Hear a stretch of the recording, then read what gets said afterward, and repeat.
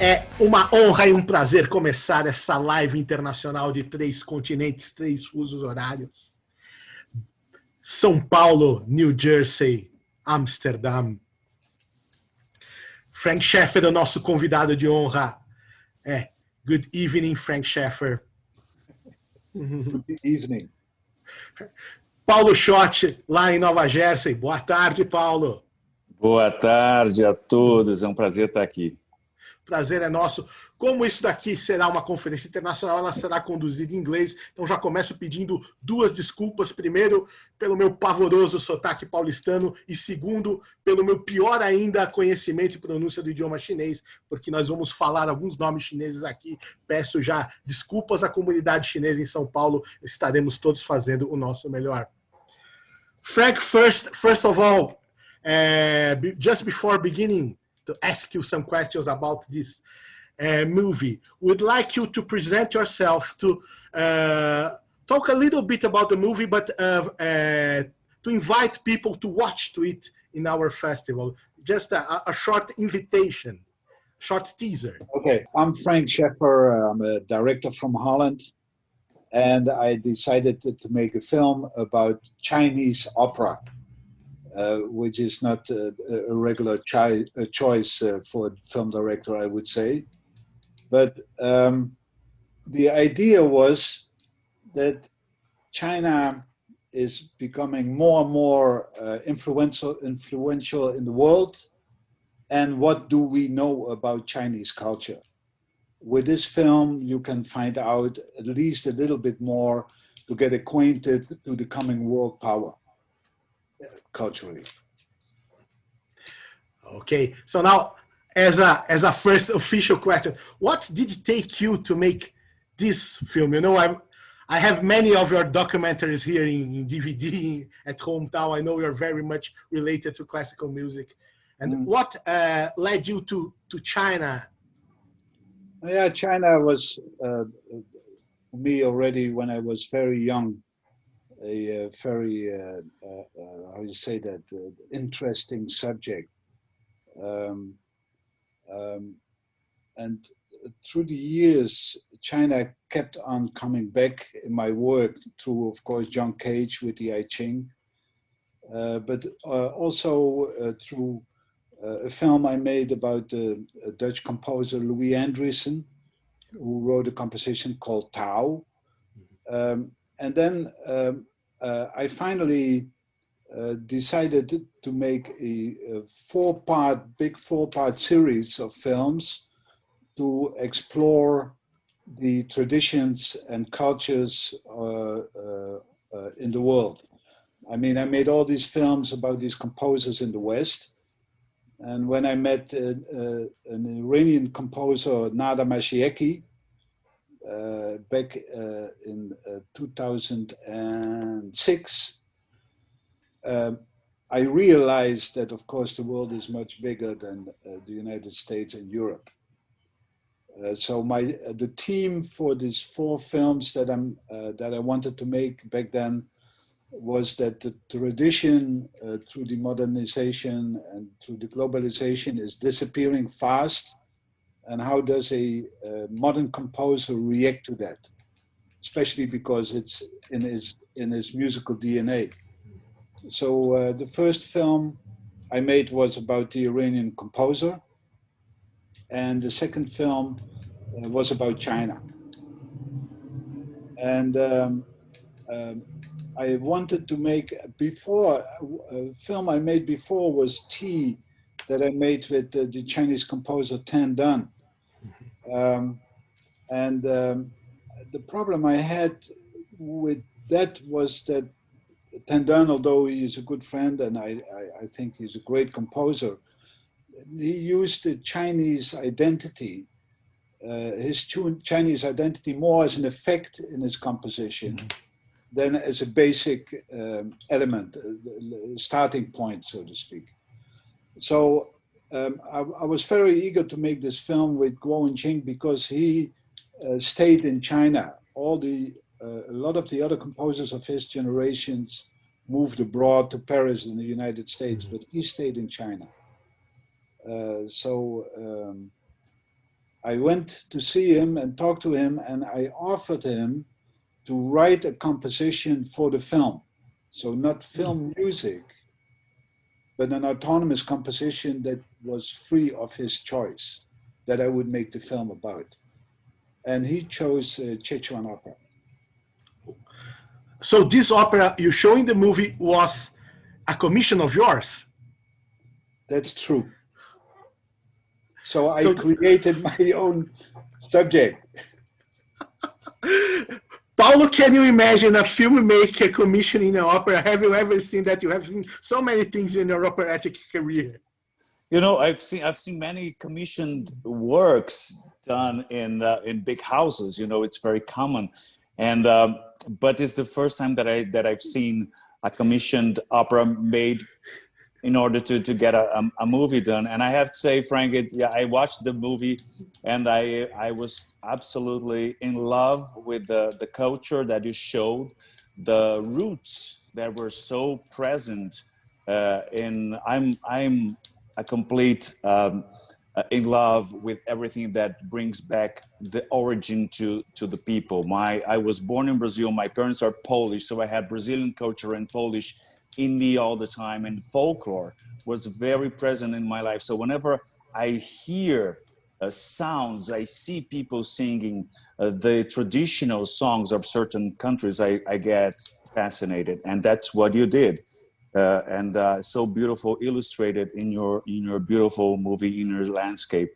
And from the first moment when I just saw the first image of the beautiful soprano Shen Timei, I think I'm pronouncing, I don't know if I'm pronouncing correct, and on her last performance, looking so beautiful and singing with a voice that I have never heard in my life. So at the first moment, like, what is this voice? You know, that absolutely fascinated me for longing to learn more about it during and throughout the whole film. Thank you. Thank you. Paulo, since you're the great singer you are, please share with us. I had the same impression, but you have the tools to tell us. For us Westerners, when we listen to this kind of voice, this kind of technique, it's another word. That's right. How do you relate to it? Yeah, it's very interesting because there's a passage in the movie that really brought my attention when they are both Guo and Ed are discussing, and Ed is saying, I'm every time that we rehearse this music, I get it more and more, the feelings, the richness of it. But I'm a little worried how people are going to react in Amsterdam, listening to it for the first time. And there, it was a beautiful captured moment of a totally partnership. And Guo turns to him and said, I'm not going to spoil the movie, but it's just beautiful to say they wanted to accomplish a good result. Presenting this Eastern music to this audience in Amsterdam that were not familiar with the way that the music was expressed. But the result is fantastic. I think it's brilliant, and we can see how the language of music is universal in the end. You know, it doesn't matter where it was born. It's just a question of some adjustments, but it's a very truthful music, and all the performers, of course, we were talking about the technique, right? The sound that she was producing, which is absolutely nothing like we are used to. And here's a question to you too, Frank. How did it sound live? Because on the movie, it's almost like a bird singing. It's something that we Western people do not relate almost as a human voice, but as a nature voice, which is absolutely fascinating. Yeah, I think you're right. Referring to nature, I think in Chinese culture a lot is connected to nature. You know, this famous Chinese paintings, wall paintings, where you have like gigantic mountains and trees and very small little people, you know. The human being is very small in Chinese culture in connection to the nature, which is of course a beautiful part of that culture. Um, See, the thing, of course, is that for our ears, this way of singing is hard, very hard to digest. But I compared to food. I mean, how often did we not had the experience that we tasted something foreign, and in the first bite it was strange, but then slowly you started to appreciate the flavor and the details of it, and in the end, it's part of your palette of food that you enjoy. I have to say that it took me quite a while to get used to that music.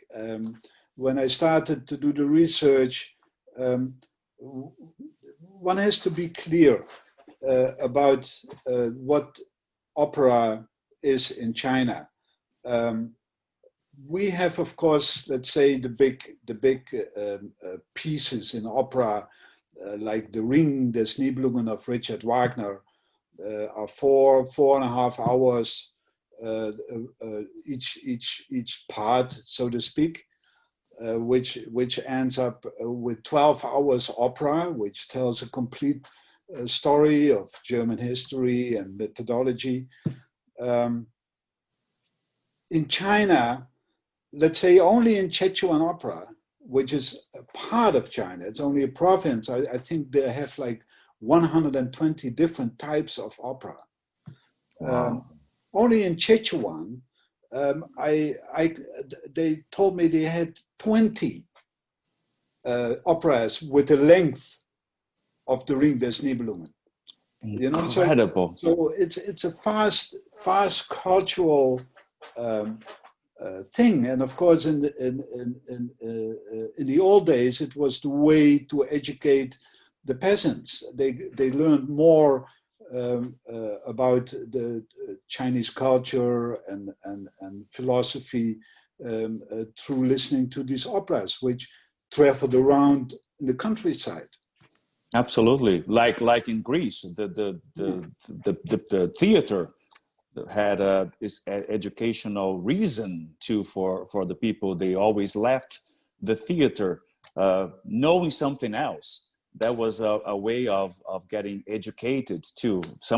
Most of them were illiterate, and the theater showed many lessons throughout its stories in the plays, and I believe it's a similar thing in China too. In that case, And Frank, how when you commissioned this music to Gu Wenjing, what did you ask him? Did you make any demands, or did you just say write whenever you want and I'll shoot it? Did you make any visual demands as well? How was it? Commission always has some demands, but yeah, no, I knew a little bit about Guo Wenjing, of course, before I met him, especially the new ensemble, the ensemble that Ed conducted, and Joel Bonds was the artistic director because the new ensemble disappeared. Finished the last 5th of December 2019, they gave their last concert. Why? wow, Because I mean, I'm talking here about 35 years of high quality music performance. Because of the financial crisis in 2008 and the way the Dutch government took the most weak thing, which is of course culture and art, to take the money from, which was terrible. But anyway, the new ensemble, in the beginning of the 90s, discovered these Chinese composers, as a matter of fact. Tan Dun, Guo Jing, and a couple of others were presented, I think in 1992, through the New Ensemble and Ed Spanjaard in the Holland Festival. And this was a shock. The Western audience never heard anything like it. And it put them on the international map, so to speak. You know, the thing is that Guo Jing was interested in the tradition, was always interested in the tradition, and that I knew. And since my team was the,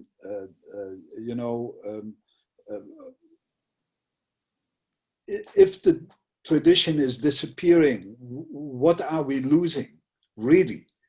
You know, deep inside of us. I mean, our identity. I mean, each identity of each country from that tradition. So that team, I think, symbolizes a huge problem that we are facing through this modern time of globalization and modernization.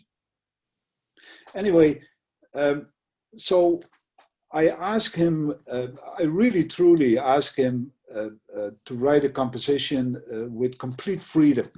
You know, he could do whatever he wanted, as far as I was concerned, because I mean, to me, he is a free artist. Maybe in his country it's different, but to me, he is a free artist. You know, I mean, he can do what he wants. So he actually immediately tried to phone Chen Timei. He couldn't get hold of her, but immediately he had that idea in mind that he wanted to do something with the Sichuan opera in connection to the New Ensemble. So that went very smooth, I have to say, from the beginning onwards. So, Paulo, you have worked with so many incredible soprano, mezzo-sopranos, and contraltos. And how would you compare her as an artist? Of course, not quality, better, worse, but she as an artist with the operatic singers here from the West. You know, the only previous Chinese soprano that I met was Hu He, with whom I worked recently, actually, doing Madama Butterfly at the Met last season. And so it was very different, you know, to hear Chen Timei. But you know, as you said, Frank, at the beginning it's a little shocking because it's a sound that you never heard. But then something clicks. You get to use okay, this is how she's going to sing, and then you start to see the artist. You start to see the person, and she is such a complete interpreter. She communicates with the whole body, with the face, with eyes, with hands, and the voice and the musicality, and she knows that so well. That gets it's a lesson for every singer to see how we should perform, not only to think of the voice, not only to think of the vocality, but the whole body, and that's what she shows so beautifully. So I was thrilled to watch that and to see, you know, because, you know, in operas we have our biggest concern is the voice. Everything has to be in the voice. All the body movement, all the intentions, the subtleties have to be in the voice. So the body is just the instrument. It's something that you use to produce the voice. In the theater is different. You use the whole body and we use different voices. But in the opera we go to university. We have lessons with many teachers just to build a voice. And it was so amazing to see someone getting free from that enclosure body that opera singers are, and being able to use everything in order to communicate along with the voice. There's another thing I would like to ask you as a trained musician.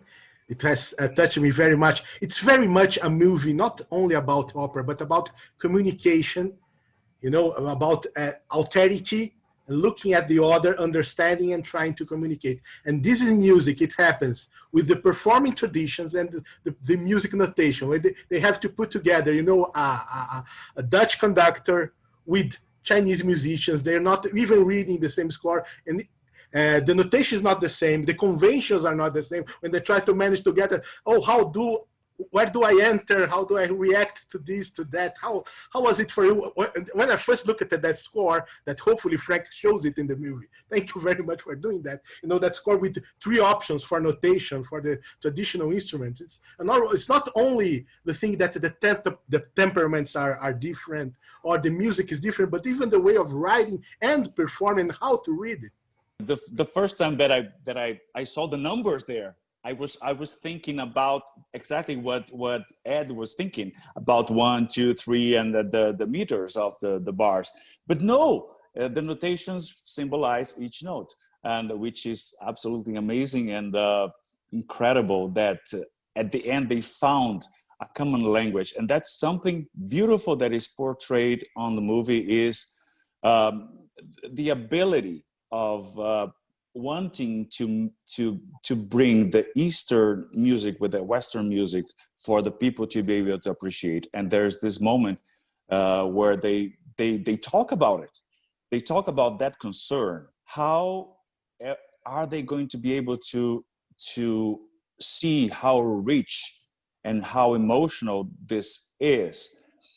And after that, we start to hear Western instruments playing what we understand as sad, what we understand as happy, along with the Chinese music. So it was a great combination of people working together, you know, and breaking all the walls and making one music, one communication of feelings. So absolutely, but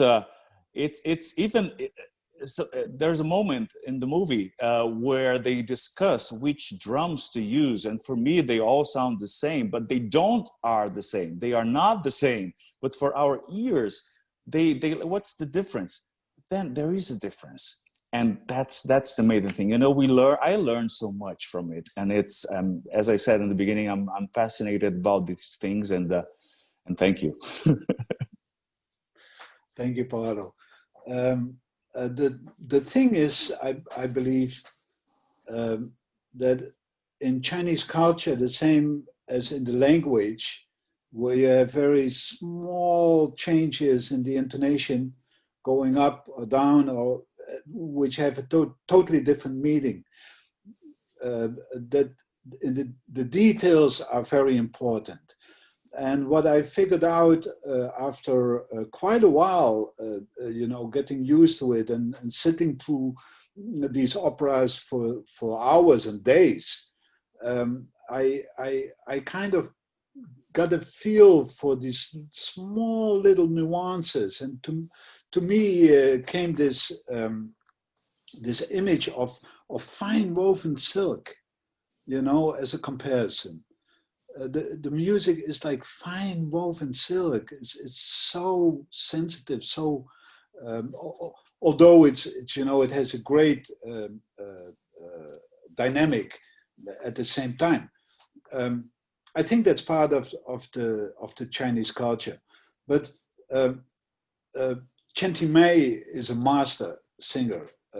She is you know, trained a long time to get to this stage.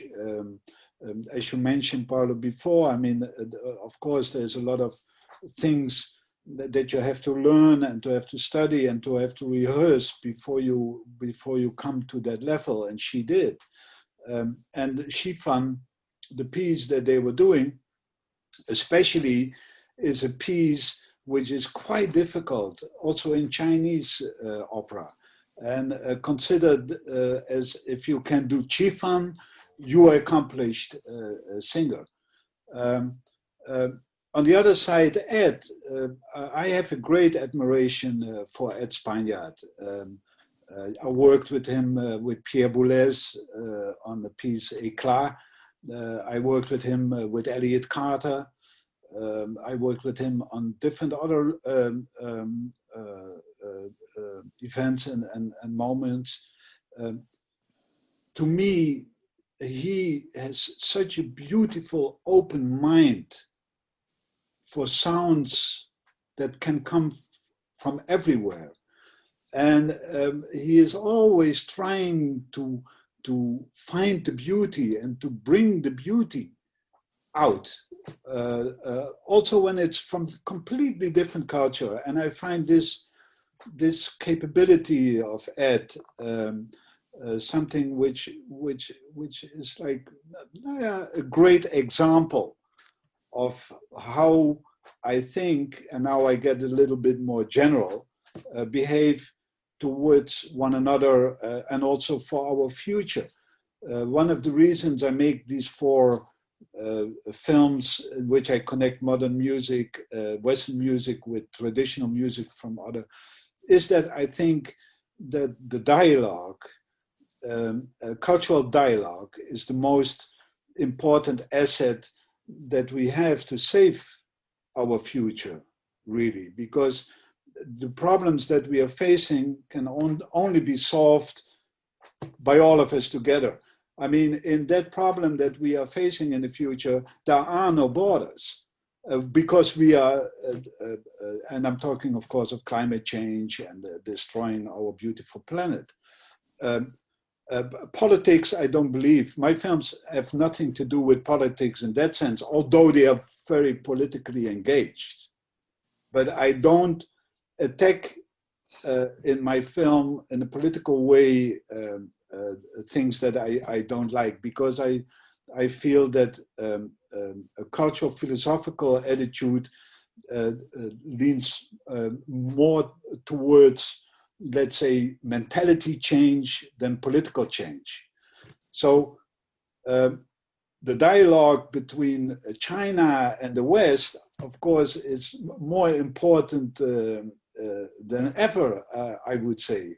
We have to, I find it quite amazing how we are in the West, how little we are concerned with Chinese culture. When we see that the influence of their economical power, it's growing so fast and becoming so overwhelming. My film is trying to give a little touch to help the audience getting a little bit more acquainted to one of the most beautiful and oldest cultures that exist in the world. Absolutely, and the movie is a great mediator of that, in that sense, that we can, through music, to get to know other culture and get to know them better. It's all about knowledge, I believe, and communication, and it gets very well. And another word about Ed that I just wanted to, I never worked with him. I work in Amsterdam with the Forward Festival, doing an opera called The New Prince 2 years ago. But I never worked at the New Theater and never worked with Ed. But it shows throughout the movie his diplomacy of dealing with all these people that are not speaking his language, and doing music in complete ways that many other conductors that I know and I've known throughout my life would just lost their heads. And he was so polite, and he showed to be such a gentleman throughout the whole thing, and good too, of course. And but he especially had this diplomacy that is so rare in our artistic world, but that's the truth, and I really appreciate seeing that. Thank you. I agree completely with you. I mean, you have more experience with conductors than I have, although I did a film called Conducting Mahler, in which normally I work with composers because they are creative. They create themselves. But in Conducting Mahler, I was very interested in the conductors, and there was Abbado, Muti, Haitink,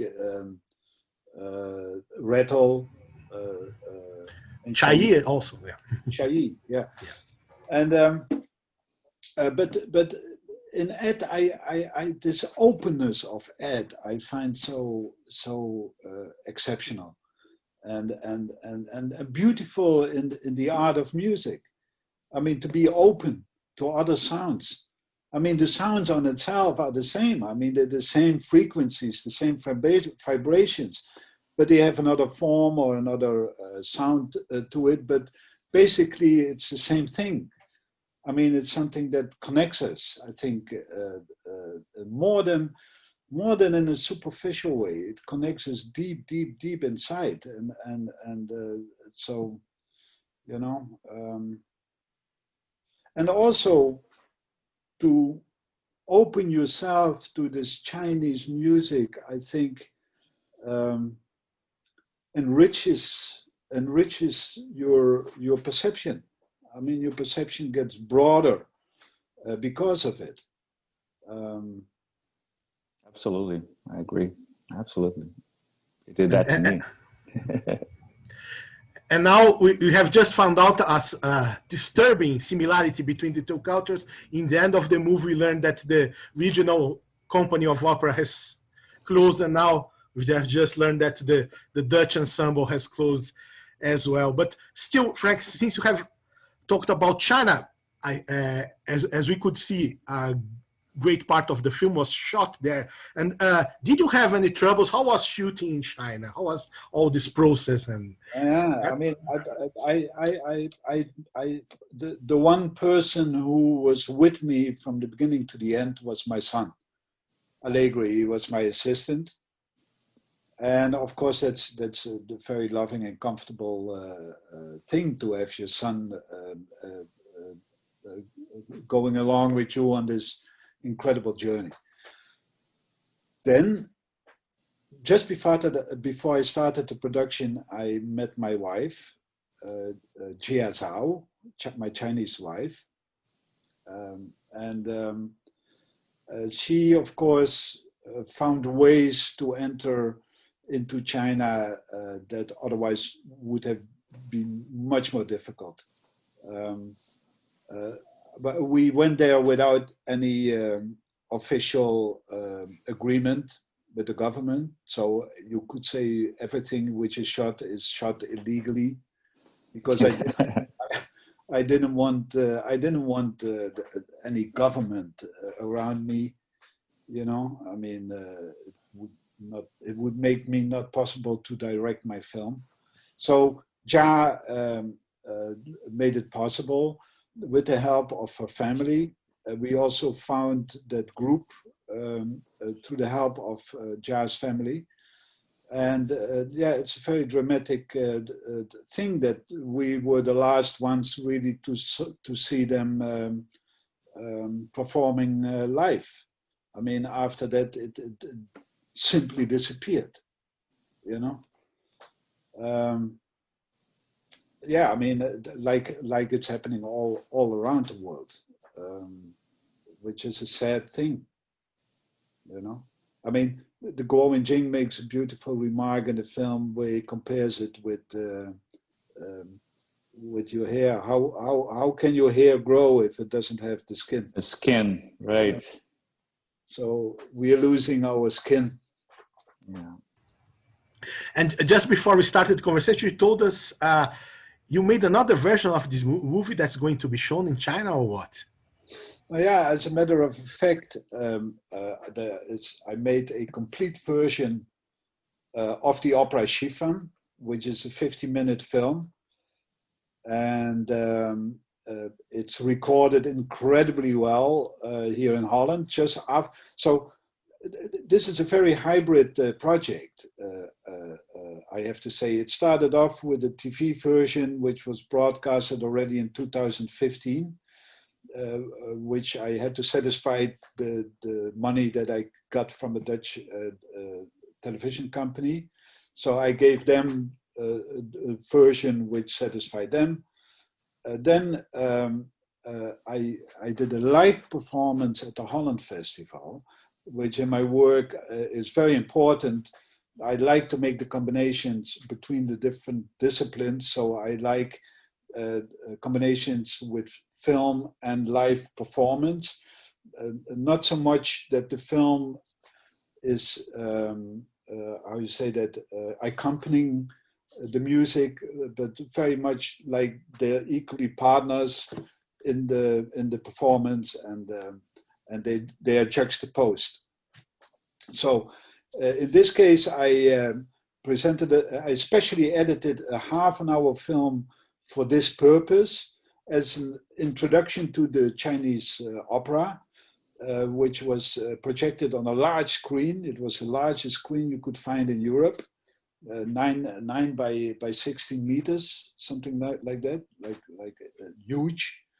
And the most important thing was that it should be able to go up in about 6 or 7 seconds, which it did, because the end of the film that I edited for this performance ended with the moon, and then the screen went up, and then you saw the moon being projected in the background, and you saw the ensemble, the new ensemble on the left side and the right side, the Sichuan percussion ensemble, Chen Timei in the middle. And so we had a live performance. 2 days after that, the whole group was there, so we could go into the studio, and it was rehearsed. So I filmed it in the studio. 2 years ago, in the International Film Festival in Rotterdam, the feature-length documentary that you saw had its premiere, and Chen Timei performed their traditional opera. So it's very interesting that I go from a Holland Festival, which is mostly music, theater, the same thing to a film festival. And now in the Corona time, I finished from that material the complete version of the opera. And with a 5.1 mix, which is, and that will be premiered in Holland in the beginning of next year. So it has many different, I like this hybrid form of working on projects. And then I made especially for the Chinese television, 48.5-minute version, which was broadcasted last week and was seen by, I don't know how many million Chinese. And I have to say honestly that I'm not, under the circumstances at this moment in time, would like to collaborate with the national television in China, to be honest. Because horrible things are happening there. But I felt like inspired by a statement by Frank Zappa, in which he said that the modern way of revolution is not like the people with pitchforks, getting the money from the rich people and distribute it to the poor. No, the new way of revolution is a matter of infiltration. And I felt by showing that film at this moment in time in China is a form of infiltration to open up the Chinese minds for the dialogue for the other side, because there's a very nationalistic development in China, which is not particularly healthy, I find. So, it's good that they see something from something like this. I mean, it's tiny, but at least, at least I do something. And I have a curiosity, since I have some of your DVDs here at home, I have used them in classes and so forth. Now, finally, I met the man. What took you to music in general and specifically to contemporary music? You have just quoted Zappa, you have quoted Cage earlier, we have your docs on Elliot Carter, on Luciano Berio, which is a wonderful, sensitive, and so forth, and so forth, and so forth. So tell us, how did this journey begin? How was it? Stockhausen, the Helicopter String Quartet. Yeah, this is another one I have here. Which I made possible, actually. I mean, it was at that moment by the Holland Festival, not possible to realize it because they had not enough money. So with the film, I joined the production and became a co-producer of that incredible piece, the Helicopter String Quartet. And actually, as a last year, I presented at the Holland Festival a 5-screen installation with the original premiere of which I called The Dream of Stockhausen. But anyway, you asked me the question, why music? Like Zappa said, music is the best, you know? And when I was a young, I don't know, like 4 years, I mean, how long you can remember back. I remember I loved music and I had music in my head all the time. And I wondered why friends of me didn't have that. Music was so essential to me. And now I see things as a cycle, like also in Chinese culture. It's cyclic, you know. For example, in China, you can go back as an artist to, let's say, a painting of an old master 500 years ago and repaint it to be able to relive it, the experience of the master. And that's seen as a high art. In the West, when you do that, you probably are thrown in jail. You know? Mm-hmm. But anyway, the cyclic thing is, at this moment, I'm preparing a new film in India, and I'm learning about what music means in the Indian culture. And there, the music, the raga is being seen as a living thing, as a living body. The musician is only waking it up, but it exists on itself as a living body. That's intriguing me because, and then in that course of doing research for the Indian project, which is called Timeless Breath,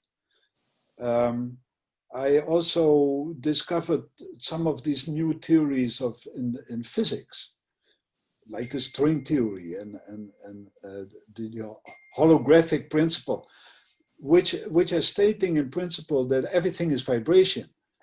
So we are music, aren't we? In that sense. So, you know. But what took you to contemporary music, to our contemporary composers? I mean, what took me to contemporary music is actually one line that I read on the album of Frank Zappa called "We Are Only in It for the Money." Mm-hmm. And I loved classical music. I mean, cliche, but I mean, I heard Bach in the church and fell in love with the fugas, you know, for organ. I'm very sensitive to the vibration. And then there was a Dutch group called Exception when I was about 12 years old, and they popularized classical music. And that sounded very appealing, but after 2 weeks, I kind of was very bored with it. And I exchanged that album for Frank Zappa's album, We Are Only in It for the Money. And when I put that on, man, I mean, my head opened and I loved it. And then he was always very particular with his covers, you know, his album covers. There were a lot of text on it. And so I was very into.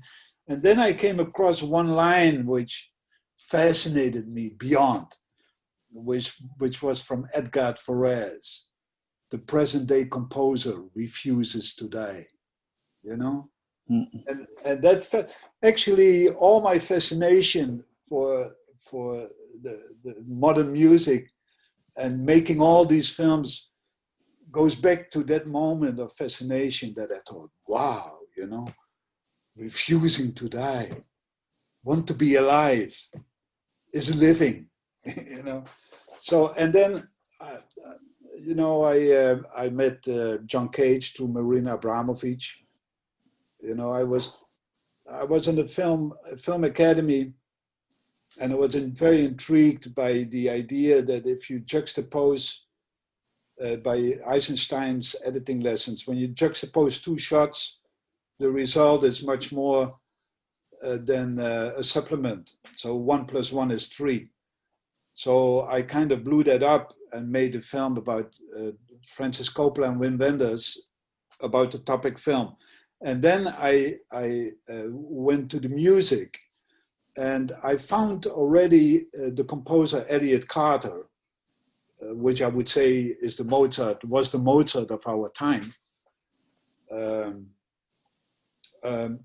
And then Marina Abramovic, where I was working with at that time, she mentioned John Cage, and she said I should meet him. It would be worthwhile for me. So actually, a couple of days later, I met John, and you know, it changed my life. And there was another reason. I'm sorry to be of such a length, but there's one other reason. That was that at that time, back in 1985, 86, I was doing video clips and was quite successful in working with Polygram in New York. And actually they were thinking of me to do the Coming Back of Lou Reed video. And I had made a couple of these video clips before, and I was very disappointed in the result, in the sense of that it was only playing a couple of weeks or a couple of months, and then it was gone. And I wanted to make films that was staying alive and not die after a while. And so I found in the serious music, in the new music, I found a way that I could level my filmmaking with the subject matter. And so I delved into that and never got away from it. Now I would like to turn the question to Paulo, because you know he's a singer who could live only with his Broadway stuff and his Mozart, Tchaikovsky traditional repertoire. He could do only this, and it would be fine financially for him. But he takes his trouble learning extremely difficult roles, not only modern, but some contemporary operas as well. I remember Raskatov, Heart of a Dog. You did this role. Yeah, that was my debut at La Scala. Yes, you know, at some point, I think after I did South Pacific on Broadway, the general manager of the Metropolitan Opera came up to me and said, "Would you like to do the Nose, Shostakovich, the Nose at the Met?" And I said, of course, yes. I didn't know the music at all. But I always loved challenges. And that was the biggest challenge of my life, because Shostakovich, as a matter of fact, it reminds me so much of the Chinese drums now, you know, watching the inner landscape and listening to that music. There's a section in Shostakovich, the Nose, where the drums just sound like the Chinese ones. But, well, there's a big influence. There's a lot of part of Russia that is Asia, and well, anyway, at some point, my agent and some directors, they realized that I could learn this complicated music, and people ask me, is it easy for you? No, it's not easy for me. I have to really work hard to get this intervals and everything, but I love doing it because it's alive. You know, it's something, of course, we all love doing it, as you said, Mozart. I love doing Mozart. I love doing Puccini, Verdi. But once we do something that it's not usual, I think your whole being, your whole soul gets into it, and you rediscover yourself every time as an artist and as a person too, doing something that has not been done before. And I have that in me, that I always try to discover things. I always try to do things different. I'm not happy with repeating things. And I think that's what happened. And then after the Met, Shostakovich, and then La Scala called me to do this opera called Dog's Heart, based on Bulgakov too, but the music was by Alexander Raskatov. And the great thing about it is that he was there. The composer was there. You know, we are used to singing Mozart and Verdi and Puccini, as I said, but the composer is not there. And but when you work with someone who wrote the music right there, you can ask everything that you want, and that's the most amazing thing for a singer. You know, you are part of the creation of something that it's unique. And after that, I had the opportunity of doing John Adams too. I did the Death of Klinghoffer at the Met, and other things. You know, Street Scene, Kurt Weill. Recently, Bernstein's Mass, which is as complicated as Shostakovich the Nose. But I think I like challenges. I like doing it, and I plan of doing it as long as I can. So you're not going let the composers die as well. They have an ally. Here we have two allies of the composers in this live, not to let them die. So, Frank, you've mentioned this film is a part of a sort of a tetralogy, isn't it? Yeah, it is a tetralogy.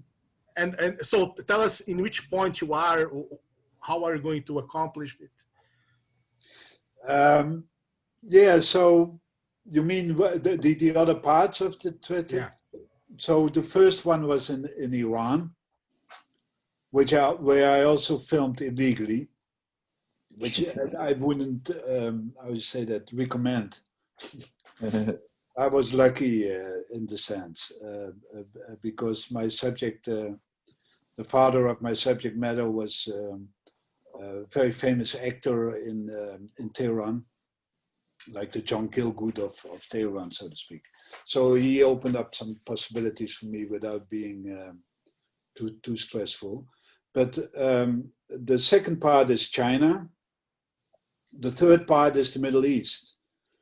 And I'm working on this moment on a movie with Kinan Ajmeh, the Syrian clarinetist, who also works with Jojo Ma. And a fabulous Kurdish singer called Ainur Dogan. And it's like a juxtaposition between a male artist and a female artist, which are from a different culture within the Middle East, the Kurdish and the Syrian, more Arabic culture. So it's also, again, a juxtaposition.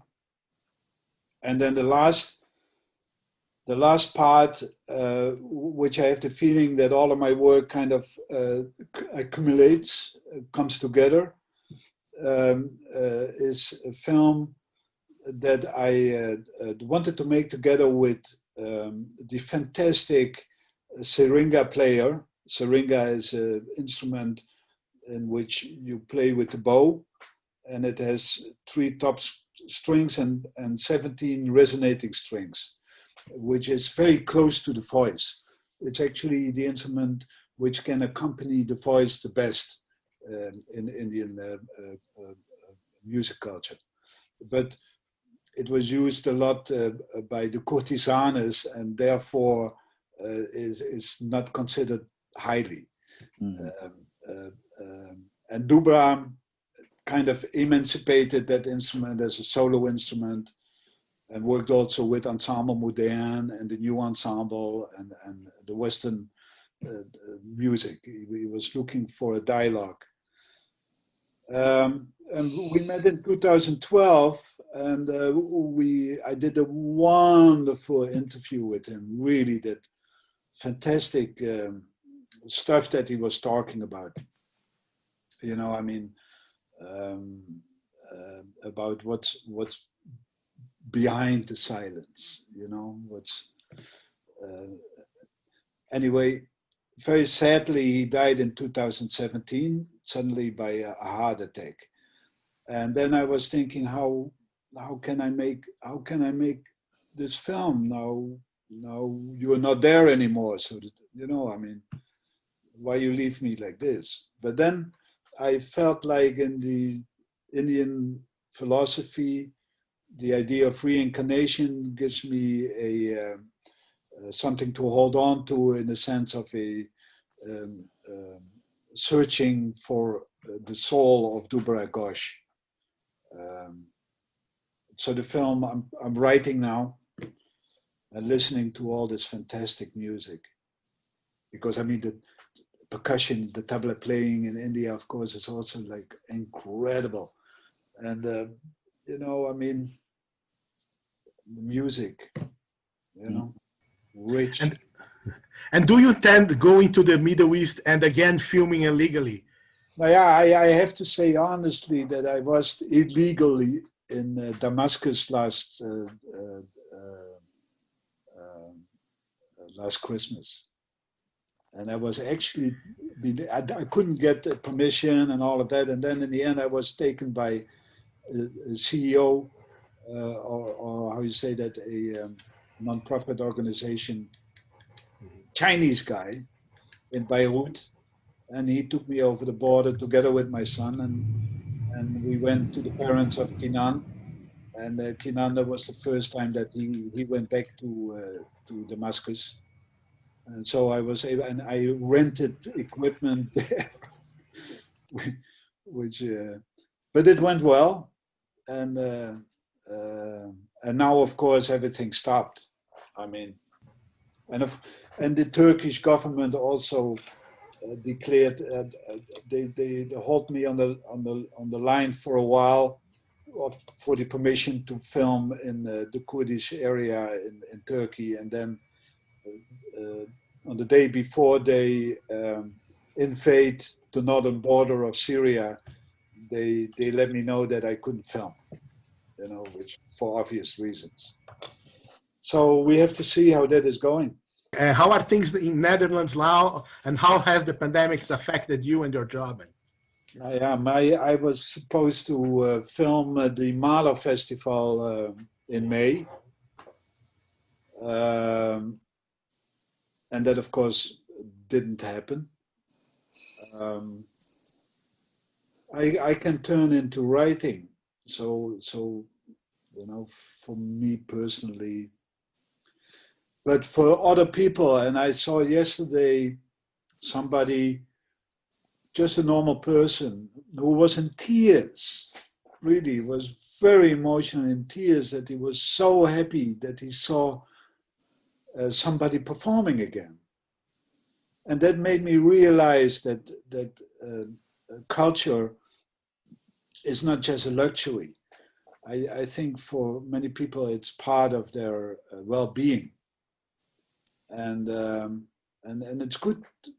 It's good to realize that. I think, you know, it's not just all entertainment. I mean, I love the statement of Luciano Berio in the opening of my Voyage to Cetera, the film about Berio, in which he says that nowadays people think that music, you know, there's not so much difference between styles in music and forms of music.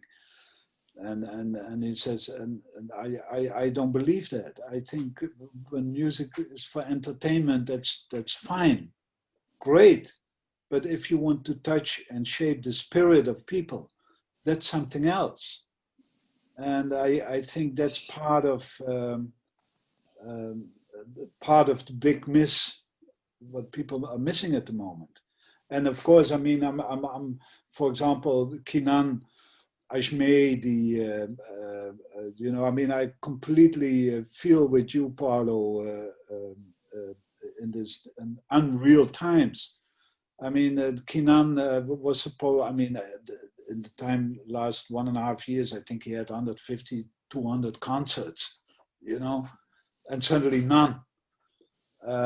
So I was interviewing him by Skype to see how he was.